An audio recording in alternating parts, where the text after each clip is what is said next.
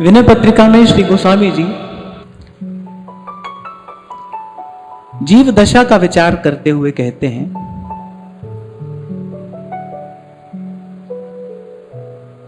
अमृत कुंड मध्य तव वासा,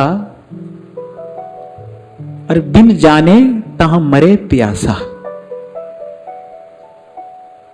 कुछ कुछ ऐसा ही दर्शन श्री कबीर जी का भी है। वो भी कहते हैं, जल बिच मीन प्यासी और मोहे सुन सुन आवत हासी। और ज्ञान के मूल स्रोत जो उपनिषद हैं, उनके वाक्य भी प्रमाण हैं। वो भी यही कहते हैं, आनंदो ब्रह्मेति व्यजानात्, यानी आनंद ही ब्रह्म है। आनंदाध्येव खल विमानि भूतानि जायन्ते, बोले उसी से इसका जीव का जन्म हुआ है। भीतर आनंद, बाहर आनंद। भगवान भी यही कह रहे हैं, ममैवांशो, मेरा अंश है। ये भगवत स्वीकृति है आपके मेरे लिए। भगवान कह रहे भाई ये हमारा है। ममैवांशो जीवलोके जीवभूतः सनातन। फिर खोट कहां है, फिर दोष कहां है, छिद्र कहां है? फिर क्यों उस आनंद की अनुभूति नहीं है? क्यों अपने वास्तविक स्वरूप का बोध नहीं है? तो इसकी चर्चा आगे व्यास जी करेंगे, पर आज प्रसंग उपस्थित हुआ है। तो जैसे व्यास जी कहते हैं ना कि गुरु के माने शिष्य नहीं, शिष्य माने गुरु हुई। ये विज्ञान है। देखो पहले तो संबंध जो है वो उभय पक्षीय होता है, माने दो तरफ से होता है। एक तरफ से संबंध नहीं होता, एक तरफ से संबंध संभव नहीं है। उभय पक्षीय होता है, दो तरफ से है तो संबंध है। तो जैसे व्यास जी ने कहा ना कि गुरु के माने शिष्य नहीं, शिष्य माने गुरु होई। और फिर संबंध में भी एक की प्रधानता होती है। पहले पहले एक की प्रधानता होती है। तो ऐसे ही यहां भी महापुरुषों का कहना है कि भाई प्रभु तो जीव के अपने हैं और प्रभु जीव को अपना मानते भी हैं। वो अपने हैं भी और वो अपना मानते भी हैं। फिर जीव अपना है तो, लेकिन प्रभु को अपना मानता नहीं है। जीव प्रभु का है तो, लेकिन प्रभु को अपना मानता नहीं है। और कल भी हम चर्चा कर रहे थे कि सारा खेल तो मन के मानने का ही है ना। मान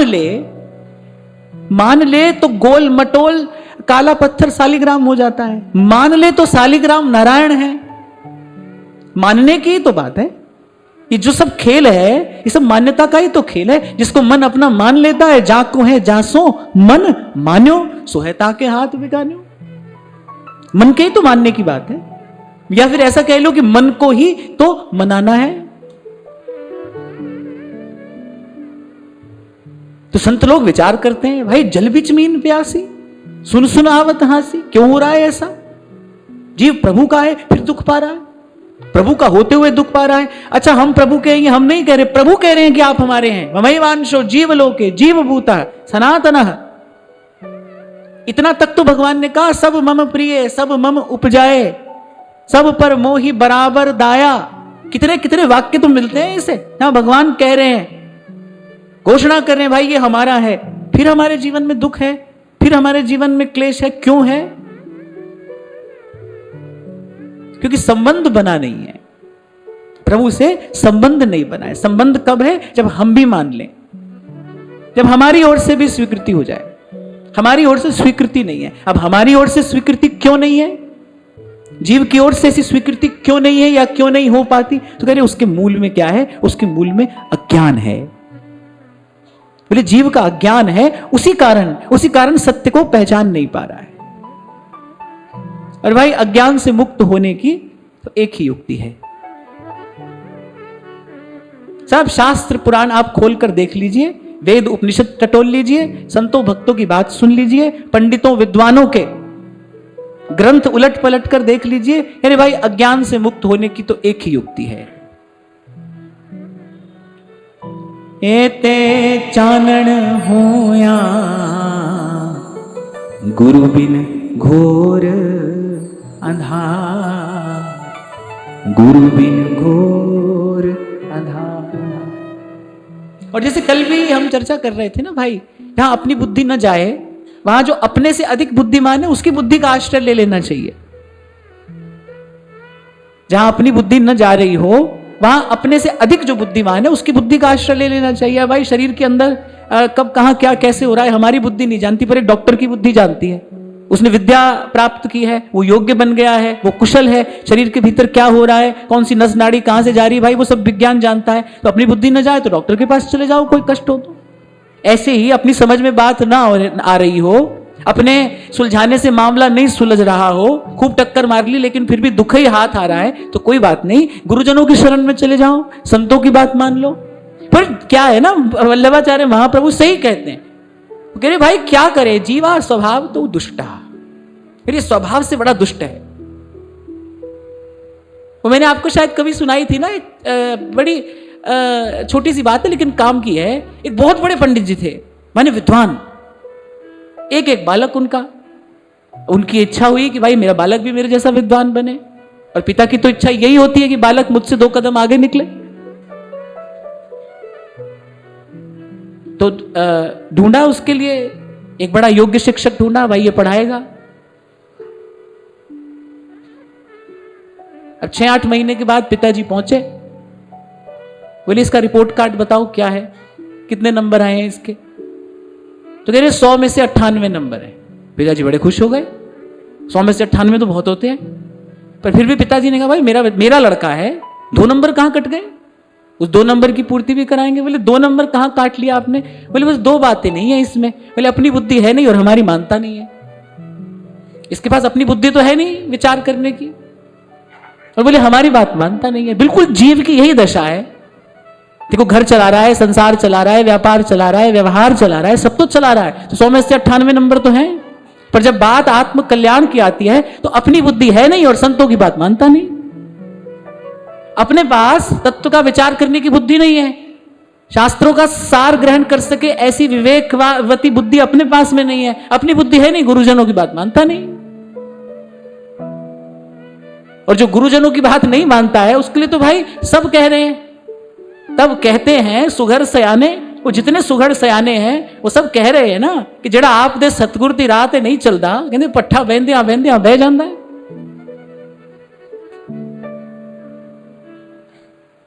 संतों की यही विशेषता है, वो ऐसे बोलते चलते। कल भी मैं आपको यही कह रहा था ना कि जो शास्त्रों का ज्ञान है, अब शास्त्रों की भाषा बड़ी क्लिष्ट है, उसको साधारण व्यक्ति के लिए नहीं है, उसको सीखने समझने के लिए तो आपको एक योग्यता अर्जित करनी पड़ेगी। पर संत बड़े कृपालु दयालु होते हैं, वैसी बोलचाल की भाषा में आपको शास्त्रों का ज्ञान दे देते हैं। वो कह रहे कच्चे कोठे नु जेकर लिपिए ना, अरे एक दिन टहंदियां टहंदियां टह जाता है, ते लड़े रुस्से नु जेकर मनाइए ना, ये फर्क पैंदियां पैंदियां बह जाता है। चुगलखोर नु किना भी रोक लईए, इंदे गल कहंदियां कहंदियां कह जाता है, ते जेड़ा आप दे सतगुर दी राह ते नहीं चलता, इंदे पट्ठा बहंदियां बहंदियां बह जाता है। इसके मूल में क्या है, इस विमुखता के, इस अज्ञानता के, इस मूढ़ता के मूल में क्या है, मिथ्या अभिमान है। तो ये बात कल मैं आपको सुना रहा था, महाराज वाणी में कहते हैं कोटि जन्म बिछड़े दुख पाए, कहते जन्म जन्म प्रभु आपसे बिछड़े भी रहे, दुख पाए। कोटि जन्म बिछड़े दुख पाए, मनमुख कर्म किए हंकार, और अहंकार के बस में होकर बोले मनमुख कर्म किए, मनमुख कर्म किए हंकारी। देखो भाई, आप मेरी बात को हो सके तो मान लेना कि प्रभु की कृपा, प्रभु की करुणा, प्रभु की दया का वर्षण तो सतत निरंतर हो रहा है। प्रभु से कृपा की याचना करने की आवश्यकता नहीं है। ऐसा नहीं कि हमारे रोने चिल्लाने गाने से भगवान कृपा करेंगे, भगवान की कृपा तो निरंतर बरस रही है। हाँ, अब भाई मध्याह्न का सूर्य हो, चमचमाता हो आकाश में, उसकी ओर देखा नहीं जा सकता, और उल्लू से पूछो वो तो कहेगा काली रात है। मध्याह्न के समय भी उल्लू के लिए काली रात है, उल्लू को नहीं दिखाई देता है, वो उसके लिए तो घना अंधेरा है। क्योंकि ऐसी जीव की दशा भी है। इसलिए मैंने कहा भाई प्रभु का ज्ञान स्वरूप भी सदा उदित है। आपको कहा था मैंने, इस संसार में प्रभु की सत्ता का, इस संसार में गुरु की सत्ता का कभी अभाव नहीं होता। गुरु कोई एक व्यक्ति नहीं होता है, गुरु तो अस्तित्व है, गुरु तो समष्टि है। सृष्टि के कण कण में गुरु सत्ता प्रकाशित होती है, हो सकती है अगर कोई शिष्य हो जाए तो। इसीलिए व्यास जी ने, मैंने कहा, बड़े बड़े विज्ञान की बात की है। ये ज्ञान की नहीं, विज्ञान की बात है कि गुरु के माने शिष्य नहीं, शिष्य माने गुरु हुई। गुरु देना चाहे पर शिष्य लेना ना चाहे तो नहीं दे सकता, कितना भी समर्थ क्यों ना हो भाई, वो नहीं दे सकता। और शिष्य लेना चाहे तो कहने सृष्टि का कण कण उसको देने के लिए बाध्य हो जाता है। यहां पर अधिकारी को वंचित नहीं रखा जाता।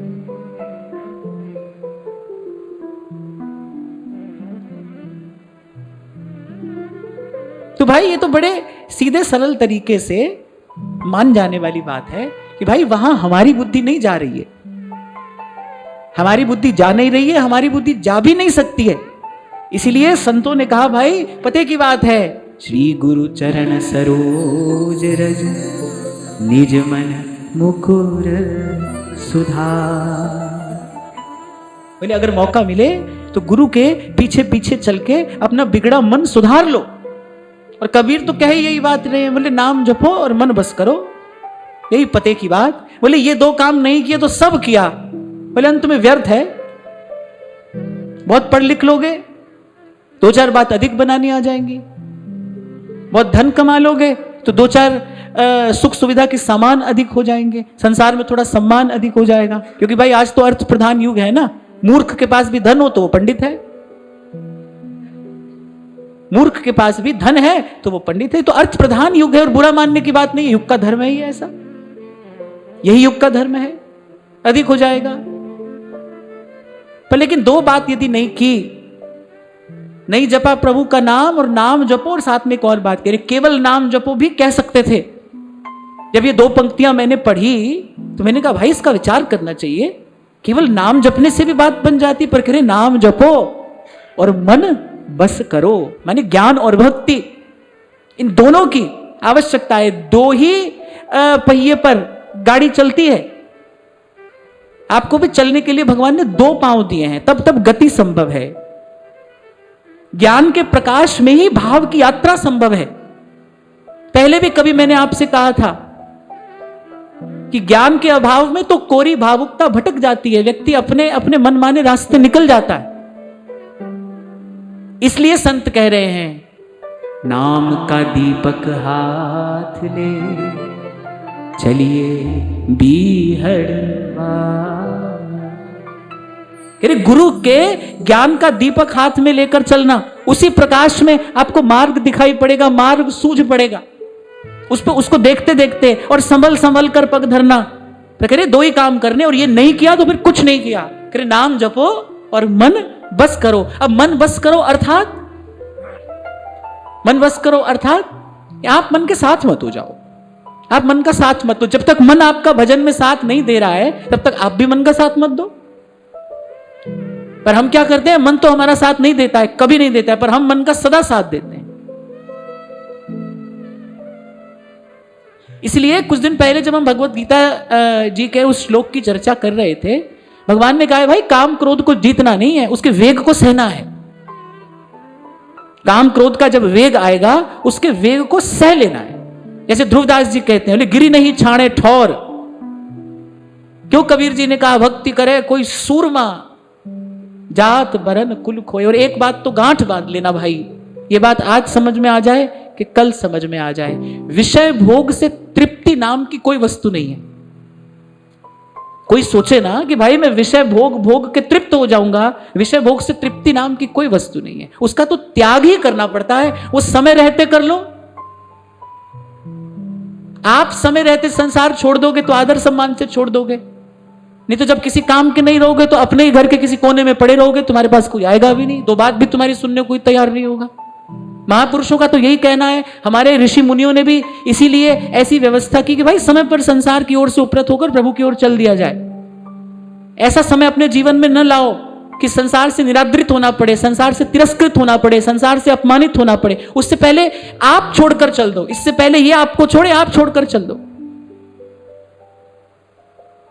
तो समझ लेना कि भाई विषय भोग से तृप्ति नाम की कोई वस्तु नहीं है। आप सोचो कि भाई भोग कर तृप्त हो जाएंगे, बोले उसको तो छोड़ना ही है। अब ये देखो, आपको आज छोड़ना है कि कब छोड़ना है? समय रहते छोड़ोगे, समय रहते छोड़ोगे तो जीवन में कुछ संयम का सुख ले पाओगे। संयम का सुख यद्यपि देर से आता है, धीरे धीरे पकने वाला फल है, लेकिन जब आता है तो भगवान कह रहे परिणामे अमृतोपम, फिर वो अमृत के जैसा है। विषय के त्याग में ही सुख है, भोग में सुख नहीं है। उसके त्याग में ही सुख है, उसको छोड़ना है। सबसे पहली बात तो यह समझ लेनी है भाई, इसको छोड़ना है। छोड़ने के लिए शक्ति अर्जित करनी है। मन को बस में करना यही है। मन तो भाई उल्टी सीधी मांग करेगा, करता ही रहेगा। यही तो ज्ञान काम आता है। इसीलिए मैंने कहा ज्ञान का दीपक हाथ ले, गुरु के ज्ञान का दीपक लेकर चलना। कितना भी सीधा रास्ता क्यों ना हो, पर अंधा व्यक्ति तो टिकाने नहीं पहुंच सकता है भाई, वो तो गिरेगा ही ना, उसके पास दृष्टि नहीं है। ऐसे ही जब तक गुरु के ज्ञान का दीपक हाथ में नहीं होगा, आपके पास कितनी भी सामर्थ्य क्यों नहीं होगी, आप गिर जाओगे। और मन को बस में करने का यही अर्थ है। मन की उल्टी सीधी मांग को पूरा नहीं करना है। मन तन का सहयोग लेकर ही कुछ कर पाता है, कुछ कर पाने में समर्थ होता है। ध्यान रखना, मन अकेला कुछ नहीं कर सकता है। मन अकेला तो उछल कूद मचा के शांत हो जाएगा। अनुभव करो, अगर करने की शक्ति है तो अनुभव करो। मैं तो गुरुजनों की कृपा से अपना छोटा सा अनुभव ही आपसे बांट रहा हूं। मन उछल कूद मचाकर शांत हो जाता है। अब कोई प्रश्न करेगा भाई तो क्या मन हमेशा उछल कूद ही मचाता रहेगा, यही देखते रहेंगे? ना भाई, उसकी उछल कूद फिर धीरे धीरे सदा के लिए शांत हो जाती है, यदि आपने साथ नहीं दिया तो। यदि आपने साथ नहीं दिया तो। चोर चोरी करने के लिए घर आए, घर में कुछ हो ही नहीं तो दोबारा क्यों आएगा? आज कोई वस्तु मिले तो उसका लोभ बढ़ जाएगा। एक जुआरी जुआ खेलने के लिए जाता है, पहली बार जीत जाए तो दोबारा जाएगा कि नहीं जाएगा? लेकिन पहली बार हारे, दूसरी बार हारे, तीसरी बार हारे, भाई कब तक जाएगा? कब तक जाएगा? छोड़ देगा ना, छोड़ देना पड़ेगा। बिल्कुल ठीक यही खेल है, यही तमाशा है। इसलिए बार बार आपसे कहा जाता है भाई, जिसका विवेक जग जाए उसको तो कुछ भी नहीं करना है, वो तो हाथ पर हाथ धरे बैठकर आनंद लेता है। उसको तमाशा समझ में आ गया। एक बार एक बड़ा युवान व्यक्ति था, एक महात्मा के पास गया कि मैं तप करना चाहता हूं, मैं साधन करना चाहता हूं, आप मुझे मार्ग बताइए। तो गुरु ही थे। उन्होंने कहा हाँ भाई, हम मार्ग बताएंगे। उससे पहले आपको क्या करना है? उससे पहले तुमको 6 महीना कुछ नहीं करना है, कुछ भी नहीं करना है। नहीं भाई, कुछ नहीं करना है तो बहुत आसान है। बोले जाओ करो। बोले कुछ नहीं करना है माने कुछ भी नहीं करना है, न तन से कुछ करना है, न मन से कुछ करना है। बोले हाँ नहीं करेंगे, 6 महीना कुछ नहीं करेंगे। 6 घंटा के बाद दौड़ा आया। बोले जब शरीर से कुछ नहीं करते तब तो मन और जोर से कुछ करता है, तब तो मन की उछल कूद और बढ़ जाती, क्या करें? इसीलिए गुरुदेव ने कहा, बोले इसीलिए तुम जिस साधन के अभिमान में भरकर आए थे ना, मैं तुम्हें केवल यही बताना चाहता था, कर लेना तो बहुत आसान है भाई, कर लेना बहुत आसान है, शांत हो जाना कठिन है। और शांत हुआ जाता है कैसे? उसके लिए चाहिए प्रभु की कृपा और गुरु का ज्ञान। उसके लिए ये 2 चीज आवश्यक है।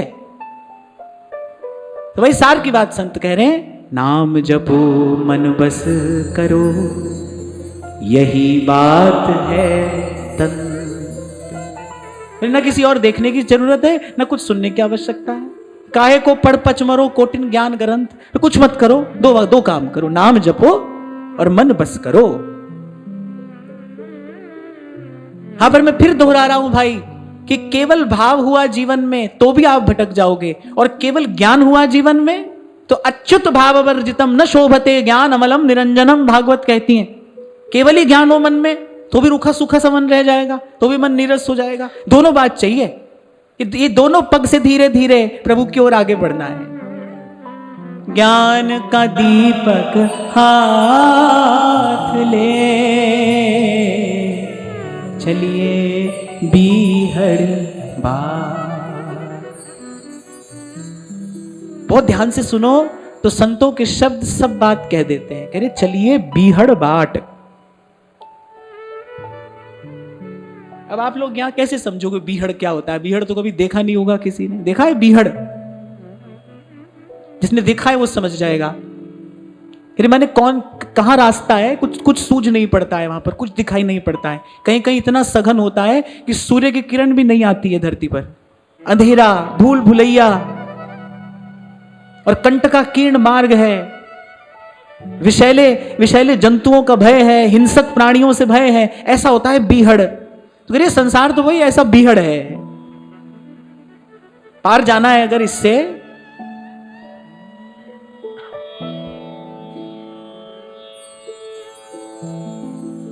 नाम का दीपक हाथ ले चलिए बीहड़वा, जाए अंधेरा लांघ कर उतर कर्म का घाट। अब एक बात मैं अवश्य आपको कहना चाहूंगा कि इस बात का सदा स्मरण रखना, ये शूरवीर का कार्य है भाई। निर्बल व्यक्ति नहीं चल सकता इस मार्ग पर, वो तो अपना हथियार डाल देगा। ये तो शूरवीर का कार्य है। भक्ति करे कोई सूरमा, कह रहे क्या क्या खोना पड़ेगा, जात बरन कुल खोए। कल इसी बात पर हमने बड़े विस्तार से चर्चा की थी। बोले रोग की जड़ काटनी है। रोग की जड़ क्या है? ये जो देहाभिमान है, देहाध्यास है, यही रोग की जड़ है। यही रोग की जड़ है।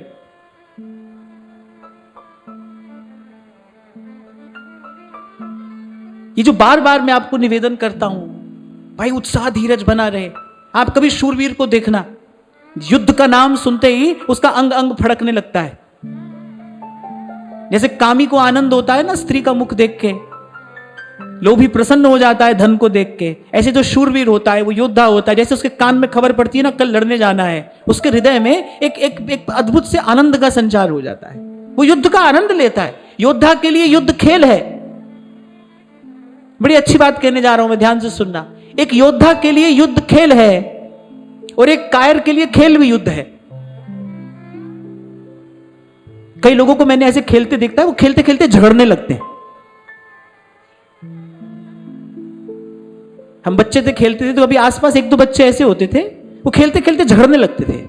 माने उनके लिए वो खेल खेल की हार जीत ऐसी होती थी जैसे जाने क्या कर देंगे। तो जो मूर्ख व्यक्ति होगा, जो कायर व्यक्ति होगा, उसके लिए खेल भी युद्ध है। योद्धा के लिए युद्ध भी खेल है। खेलने जाता है वो आनंद लेता है युद्ध का। प्रबोधानंद सरस्वती पाद श्री वृंदावन महिमामृतम में ये बात कहते हैं अंतिम श्वास तक साधक को अपने स्वभाव से लड़ना पड़ता है, अंतिम श्वास तक। और ये बात बिल्कुल सत्य है। इसलिए मैंने कहा भाई ये खेल समझना पड़ेगा, करने को कुछ भी नहीं है भाई। हम आपको सच्ची सच्ची बात बताएं, करने धरने को यहां कुछ है नहीं, समझने की बात है। शायद इसीलिए भगवान ने कुछ और न देकर, भगवान ने कहा भाई हम प्रसन्न होते हैं तो क्या देते हैं? ना शरीर का बल देते हैं, न द्रव्य का बल देते हैं, न विद्या का बल देते हैं। भगवान ने कहा ददामि बुद्धि योगम तम ये नमाम उपयांति थे। बोलो उसको ऐसी बुद्धि दे देता हूं, बस वो तमाशा समझ जाता है। सब खिलाड़ी का खेल समझ में आया, और खेल समझ में आते ही कछु लेना न देना मगन रहना, कछु लेना न देना मगन रहना। खेल समझ में आ जाए तो बोले अरे करेगा सो भरेगा, तू क्यों हो तू दास। वैसे तो ये व्यक्तिगत बात है, पर फिर भी मैं प्रसंग उपस्थित हुआ है तो मैं कह रहा हूं आपसे कि मेरे जीवन में बड़ा व्यापक परिवर्तन, थोड़ा नहीं व्यापक परिवर्तन, मैंने अंतःकरण की शुद्धि में इस सूत्र ने सबसे अधिक काम किया। जब ये बात समझ में आ गई, राम झरोखे बैठ के सबका मुजरा ले, जैसी जाकी भावना वैसा ही फल दे। पश्चिम का जितना दर्शन है, मैं ये नहीं कहूंगा कि चुराया गया है यहां से, पर उन्होंने सीखा है यहां से। एक बहुत बड़ा विचारक वो ये कहता है कि observing without judging is the highest form of wisdom. केवल दृष्टा बन के देखना, बिना अब भला बुरा सोचे विचारे, केवल दृष्टा बन के देखना, कह रहे is the highest form of wisdom, कह रहे ये प्रज्ञा का सर्वोच्च स्तर है, केवल दृष्टा बन के देखना। और हमारा वेदांत यही बात तो कह रहा है। मैंने तो भाई पूरे विश्व के विद्वानों की बात को ध्यान से सुना है। मुझे नहीं है कि भाई अपने यहां की बात सुनेंगे कहीं की नहीं सुनेंगे, जो सबकी बात सुनी है। और मैं देखता हूं कि पश्चिम का जितना दर्शन है, उन्होंने बड़े आदर से हमारे यहां के ज्ञान को स्वीकार किया। तो मैं आपको यह निवेदन कर रहा था कि मेरे जीवन में बड़ा व्यापक परिवर्तन आया। मैंने मेरी आध्यात्मिक यात्रा में इस सूत्र का शायद बहुत अधिक योगदान रहा। जब ये बात समझ में आ गई, राम झरोखे बैठ के सबका मुजराने, तभी 2 दिन पहले मैंने आपको कहा था, इसी बात का विचार करके कहा था, भाई आप हमसे कहो कि ये अच्छी बात हो गई तो आशीर्वाद दे दो, ये बुरी बात हो गई तो आशीर्वाद दे दो। नहीं भाई, मेरे लिए कुछ अच्छा बुरा है ही नहीं। जो हो रहा है प्रभु की इच्छा से हो रहा है, और जो उसकी इच्छा है वो अच्छा ही है। प्रभु की इच्छा ही अच्छा है, बाकी कुछ अच्छा नहीं है। प्रभु की इच्छा में सब अच्छा है। जैसी जाकी भावना वैसा ही फल दे। मैं अपने बिंदु पर आ रहा हूं, जिसके लिए मैंने ये बात की कि भाई जो कबीर ने कहा ना, नाम जपो मन बस करो, मन को बस में करने के लिए शक्ति कहां से आएगी? जब भला बुरा देखना छोड़ दोगे, क्योंकि भला बुरा देखने में शक्ति का अपव्यय होता है। आगे कहिए व्यास जी ने ये बात, कह रहे व्यास न देत असीस सराप, कह रहे भाई हम इन दोनों से मुक्त हो गए, ना किसी को आशीर्वाद देते ना किसी को श्राप देते। व्यास न देत असीस सराप, जिसने आत्म बल अर्जित किया है वो केवल इसी विधि इसी भांति अर्जित किया है। राग द्वेष से मुक्त होकर, भले बुरे के द्वंद्व से छूटकर, अपने स्वरूप में स्थित होकर, स्वस्थ होकर ही भजन किया जाएगा, स्वस्थ होकर ही कोई प्रभु के निकट पहुंचेगा।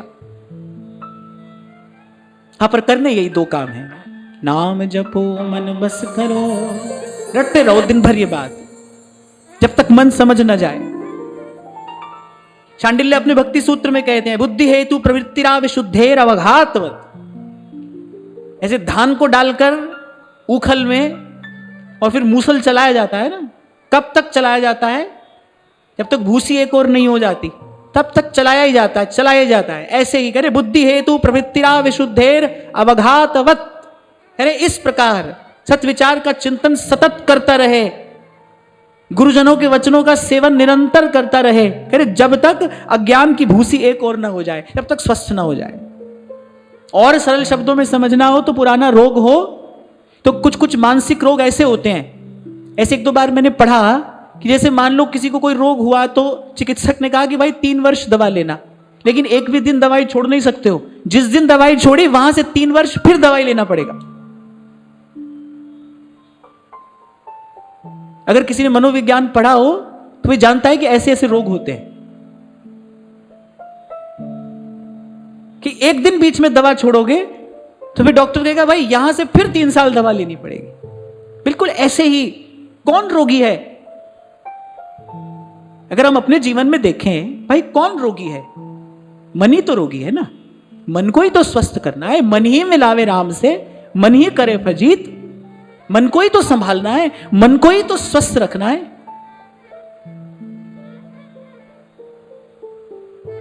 पर हम क्या करते हैं? हमको मन को संभालना है और मन के ही कहे चल पड़े।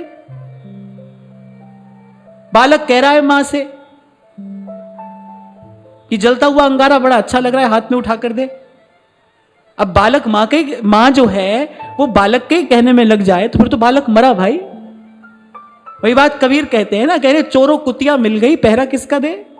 तो मन के ही साथ में मिल गए, जैसा मन ने कहा वैसा करने लगे। और मनमुख कौन होता है? जिसके लिए गुरुजन वाणी में कह रहे हैं, मनमुख आवे मनमुख जावे, मनमुख फिर चोटा खावे, और जेते नरक सो मनमुख देखा है।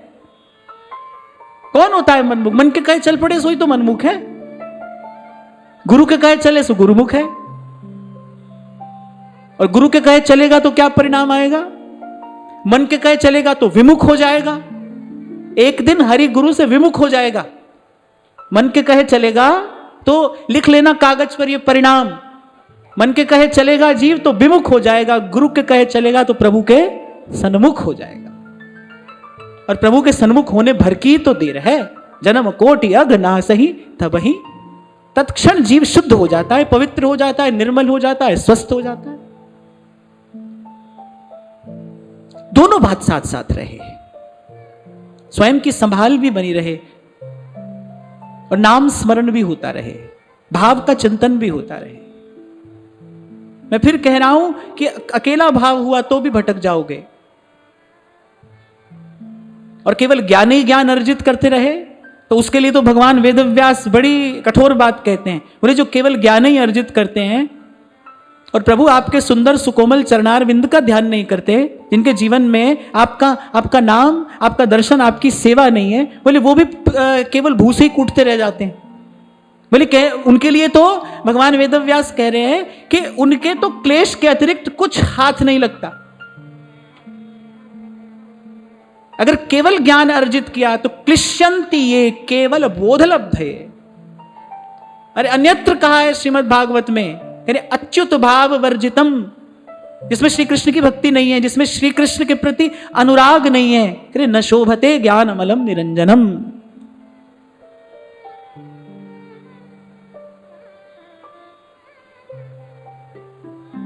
हम कहते तो हैं आपको भाई कि उठते बैठते चलते फिरते नाम जपो, जो अनुचित अवांछित होगा वो आपके जीवन से हट जाएगा। पर आपको नहीं लगता कि गुरु अपनी कृपा से जब आपको भगवान नाम सुनाता है, ऐसी अमूल्य वस्तु उसने दी है, उसको पधराने के लिए हम भी कोई व्यवस्था करें?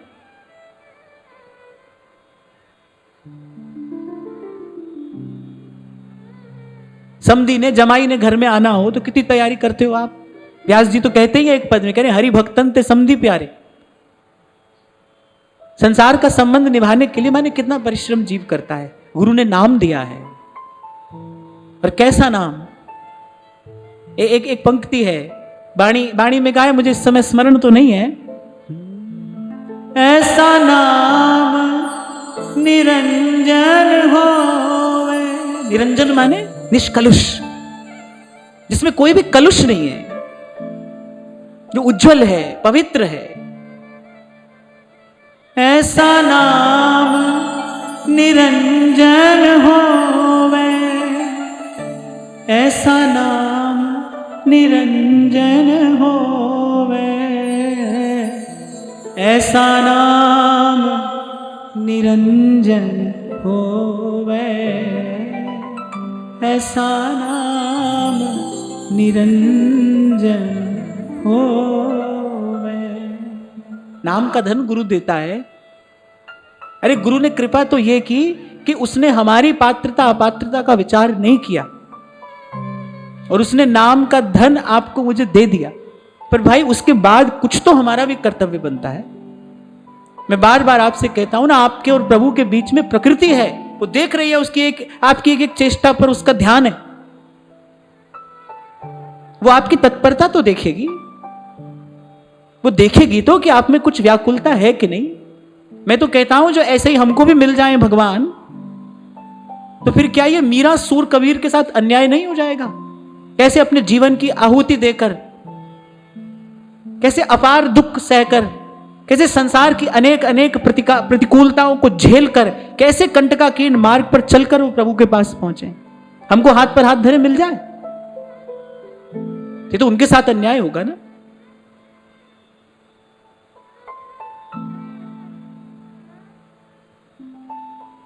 इसलिए दोनों बातें, भाव भी, भक्ति भी और ज्ञान भी, ये दोनों बातें आपको शायद स्मरण हो जब हमने श्रीमद् भागवत के महात्म्य का चिंतन किया था।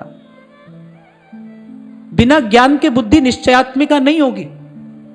जिस बुद्धि में निश्चय करने की क्षमता होती है ना, वो निश्चयात्मिका बुद्धि है। मैंने निर्णय ले लिया, फिर पलटेगी नहीं।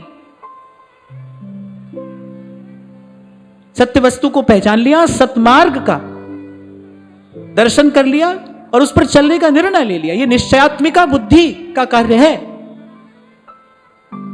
फिर दूसरी बुद्धि संशयात्मिका है, वो बनी ही रहेगी, वो आपकी उन्नति होनी ही नहीं देगी। एक बार किसी ने मुझसे प्रश्न किया कि एक बार तो मन पहुंच गया भाव में, मैंने मन की स्थिति बड़ी अच्छी हो गई, फिर आज देखते हैं वैसा नहीं है, तो क्या पतन हो गया? मैंने कहा नहीं, पतन तो भगवान के भक्त का नहीं होता, लेकिन क्या हुआ, उसकी उन्नति रुक गई, उसकी उन्नति बाधित हो गई। जहां तक कोई पहुंच गया है वहां तक तो उसकी स्थिति है, वहां से उसका पतन नहीं होता। भक्ति के मार्ग की यही विशेषता है, नारद जी भक्ति सूत्र में स्पष्ट करते हैं, है उसका पतन नहीं होगा, लेकिन उसकी उन्नति नहीं होगी। पतन तो केवल एक अवस्था में होता है, पतन तो केवल गुरु अवज्ञा से होता है। सेवक जी महाराज ने कहा ना, ते न वचन मानत गुरु द्रोही, निस्दिन करत आपनो भायो। पतन केवल गुरु अवज्ञा से होता है, पतन केवल भक्त अपराध से होता है। इसीलिए ध्रुवदास जी ने और कुछ न कहकर बोला, भाई एक इससे बचना, भक्त द्रोह को जतन नहीं होत वज्र की लीक। बाकी भगवान के भक्त का पतन नहीं होता। व्यास जी के जीवन में घटना घटी ना, थोड़ी सी अवज्ञा हो गई, बस मानसिक अवज्ञा, और वो भी कोई अवज्ञा नहीं थी, ऐसे बड़े बुद्धिमान थे ना, बड़े तार्किक थे, तो कभी कभी पुराना संस्कार सामने आ जाता है, उसी संस्कारवश उन्होंने कह दिया, भाई कबीर जी तो निर्गुणिया हैं, हम उनकी बात क्यों करें, बस तत्काल लीला दर्शन होना बंद हो गया। ऐसे हल्की सी मानसिक अवहेलना हुई। तो श्री महाप्रभु जी ने यही उत्तर दिया ना व्यास जी को, बोले आप जैसे भक्त हृदय को भी अगर भगवत लीला के सुख से, अमृत से कोई वंचित कर सकता है, केवल भक्त अपराध है और कुछ नहीं। कहीं ना कहीं भूल से, प्रमाद से आपसे भक्त अपराध हुआ है, उसका मार्जन करिए।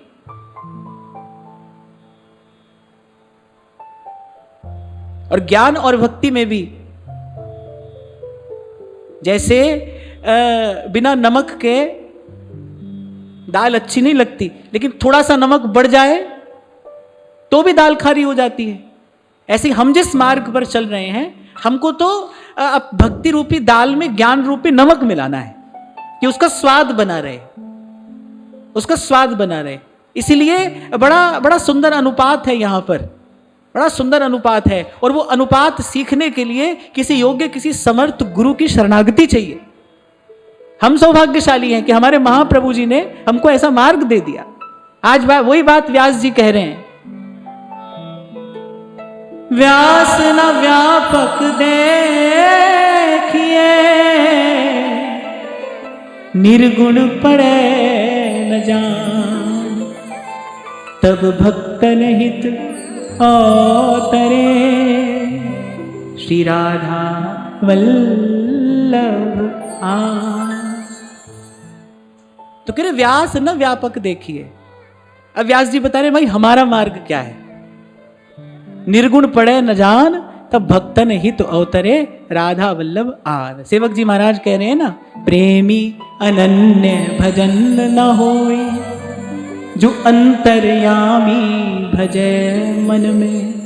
नारायण स्वामी कहते हैं, अरे चाहे तू जोग कर और भ्रिकुटी मध्य ध्यान धर, चाहे नाम रूप मिथ्या जान के विचार ले। क्योंकि एक चिंतन की धारा ऐसी है, वो कह रहे नाम रूप मिथ्या है, नाम रूप मिथ्या है, कह रहे भगवान का नाम रूप भी मिथ्या है। अरे हमारा नाम रूप मिथ्या है ना, हमारा नाम रूप आज है कल नहीं रहेगा। भगवान का नाम रूप कैसा है, न आदि न अंत, दिने दिने नवम नवम, जब जब देखो तेरो मुख प्यारी, तब तब नयो नयो लागत। इसलिए तो कल मैं कह रहा था, जो बड़ी दूर से खड़ा देख रहा है ना, उसको तो बस दूर की चमक दमक दिखाई पड़ती है, वो तो कह रहा है बस एक ज्योति है, उसी का ध्यान कर लो। पर प्रेमी का काम उससे नहीं चलता है भाई, क्योंकि प्रेम जब बढ़ता है हृदय में, जब प्रेम का उद्रेक होता है। एक बड़ा सुंदर ग्रंथ है प्रेम पत्तनम, बड़ी सुंदर सुंदर, बड़ी मीठी मीठी बातें प्रेम के विषय में रसिकोत्तंस जी ने लिखी हैं। वो कहते हैं कि जब हृदय में प्रेम बढ़ता है, तब तो अपने प्रियतम पर अपने रोम रोम को न्यौछावर कर देने का मन करता है। ये अपने प्रियतम की सुवास को सूंघ लें, नेत्रों से इनके रूप को पी जाएं, हृदय अपने आलिंगन में भर ले इन्हें। प्रेमी की दशा तो कुछ ऐसी होती है, प्रेमी अनन्य भजन न हुई, जो अंतर्यामी भजय मन में।